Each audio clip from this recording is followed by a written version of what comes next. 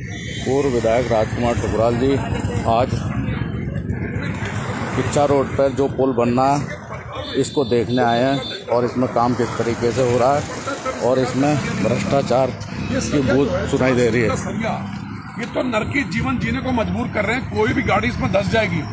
आज इन बेईमान अधिकारियों की वजह से और बेईमान जो ठेकेदार है, जो कॉन्ट्रैक्टर गल्फार कंपनी है, जो हिंदुस्तान की सबसे बदनाम कंपनी है, उसको काम दे रखा है। कितनी बड़ी सेटिंग है उस आदमी की इस मंत्रालय के अंदर, जो इस काम को उसने लिया है। तो आप देखिए 4 सूट का सरिया ये कैसे 500 टन और 600 टन के ट्रकों को झेलेगा।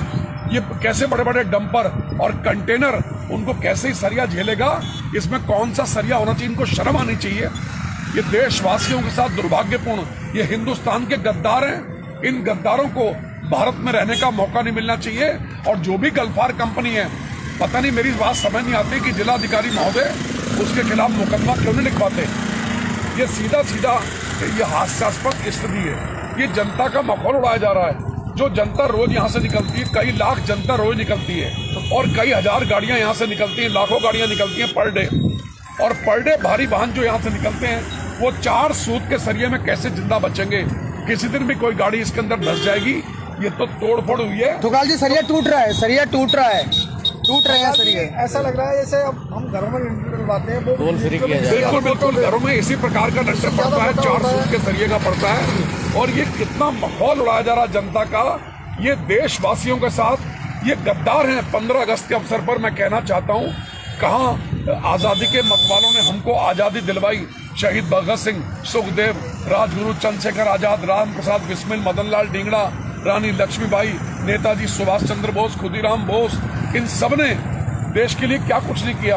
और ये गद्दार इसका टेंडर निकालने वाले और इस काम को करने वाले और जिनकी देखरेख में अधिकारी हैं, जो सबकी मिली भगत है, एक हड्डी का टुकड़ा मिलता है और देश के साथ घिनौना मजाक करते हैं। तो ठुकराल जी, बड़ी बात यह है कि रक्षाबंधन के दिन ये मामला सामने आया था।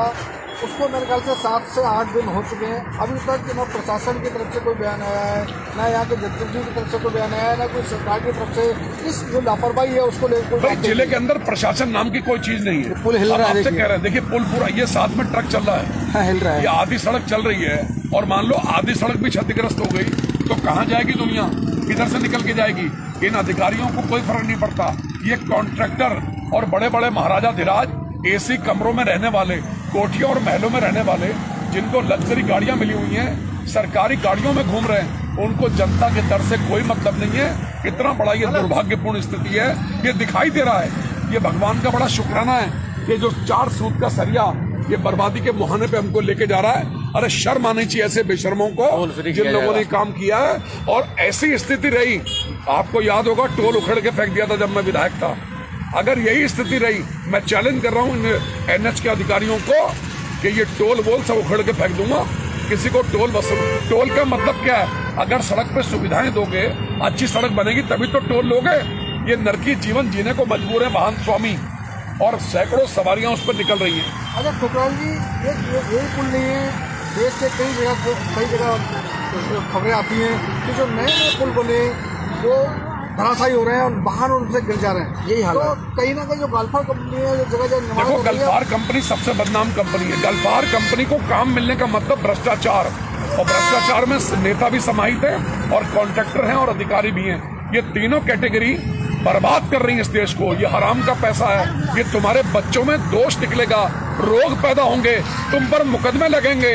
ये हराम का पैसा ऐसे चला जाएगा। बेईमान अधिकारियों, बेईमान ठेकेदारों, बेईमानों, तुम्हें भगवान माफ नहीं करेगा। एक तरफ जो 70 साल पुराना पुल है वो ठीक ठाक चल रहा है और 5 से 7 साल पहले जो पुल बना है वो टूट कर, वो पुल वास्तव में उसकी क्वालिटी दिखाई दे रही है। छोटा पुल है।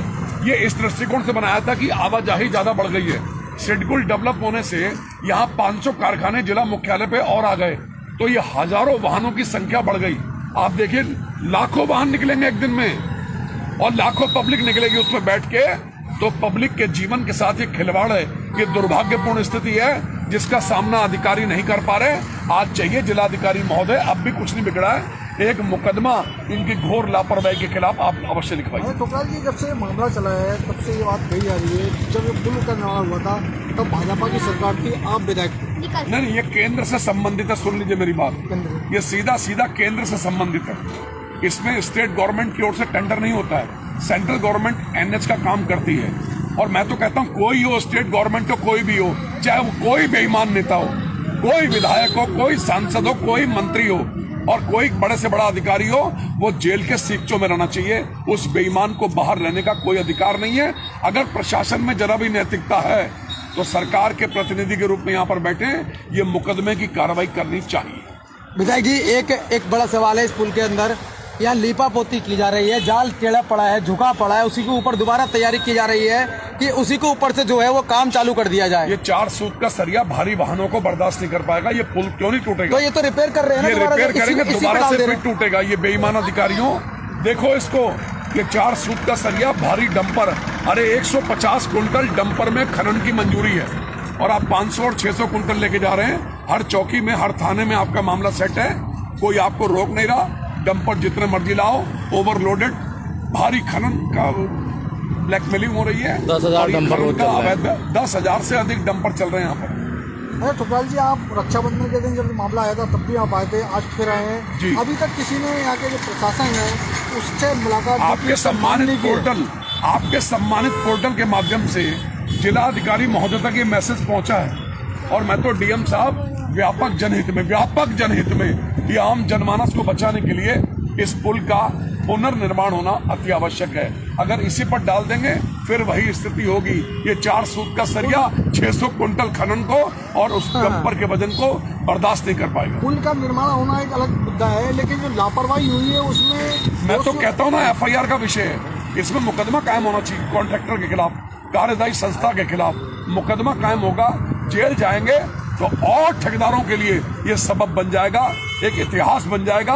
कभी कोई बेईमानी करने का साहस नहीं करेगा। ये तो सीधे सीधी बेईमानी है। जी, इसकी आवाज कौन बनेगा, क्योंकि कोई भी इस पर अपना हाथ अड़ाना नहीं चाह रहा है पुल के, क्योंकि मैंने देखा इसी प्रकार से काम हुआ और तोड़ फोड़ भारी वाहनों का यहाँ से गुजरना है और ये क्षतिग्रस्त होता रहा तो हम तो भाई टोल प्लाजा बंद करवा देंगे। लिखवाओ हमारे खिलाफ मुकदमे, और मुकदमों से हम डरने वाले नहीं है। भगत सिंह भी गए थे जेल, शहीद भगत सिंह, सुखदेव, राजगुरु, चंद्रशेखर आजाद अपने प्राणों की आहुति दी, हिंदुस्तान को आजाद कराया। हम इस रुद्रपुर को बचाने के लिए अगर जेल भी जाना पड़ेगा तो हम जेल जाएंगे। फिलहाल कोई तो पहुंचा यहाँ पर, इस तरह ये देखो किस तरीके से ये पुल टूटा हुआ है, ये देखो, मैं सीधा कहता हूँ घोटाला है और इसको रिपेयर किया जा रहा है, जबकि इसको तोड़ के दोबारा से बनाया जाना चाहिए। सरिया टूट रहे हैं, सरिया मुड़े पड़े हैं, जाल बैठा पड़ा है और इसी के ऊपर इसको ये देखो, इसके ऊपर ही जो है लीपापोती करने की कार्रवाई तैयारी की गई है।